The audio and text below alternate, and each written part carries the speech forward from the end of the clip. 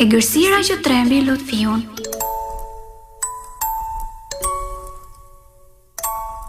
Lut fiut shokët e shkollës, për shkurt i thëresin Fiu.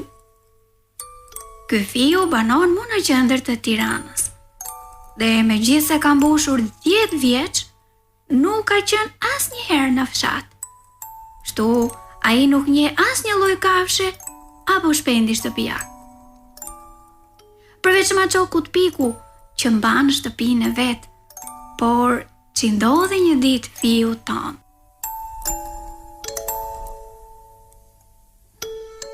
Ai po kthehej nga shkolla tërë qejf, duke tundur e shkundur çantën sa para e prapa. Shtyti kanatën e portës së oborit dhe hyri duke vërshëllyer. Papritur, u dëgjua një siklizmë. Fiu e lëshoi çantën në tokë, hipi me një fuçi që ndodhej aty pranë dhe sa kaq u gjend hipur sipër një muri. Hodhi syt poshtë, te ç'të shihte? Një gjallës që nuk e kishte hasur kur në jetën e tij. Kishte një kokë sa një dardhë, mbi të cilën shndriste një lafshë kuqe plush. Një trup të mbuluar, tej me penë të zeza dhe të fryrë sa 7 tullumbace së bashku.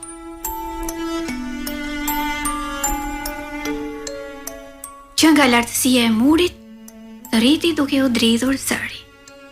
Mami moj, pa më ha një kafshë egër.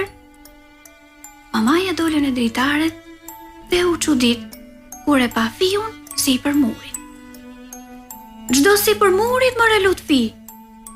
Të më haj kjo e gërsira. Çe gërsirë o bir? Ai është gjeldet. Gata të balosi të zi? Qyqa, po më flet djali për qartë, a me vete mamaja e mirakosur. Dhe doli jashtë.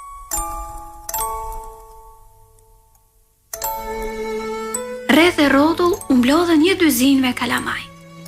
Sa po morën vesh ngjarjen, nisën të qeshnin me të madhe.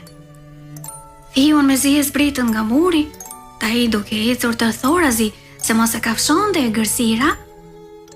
Sa u lërgua pakës, ja mbathi vrapin. U fut në shtëpi e mbyllet e derën me çelës. Kalamajt e lagjes u larguan duke kukurisur.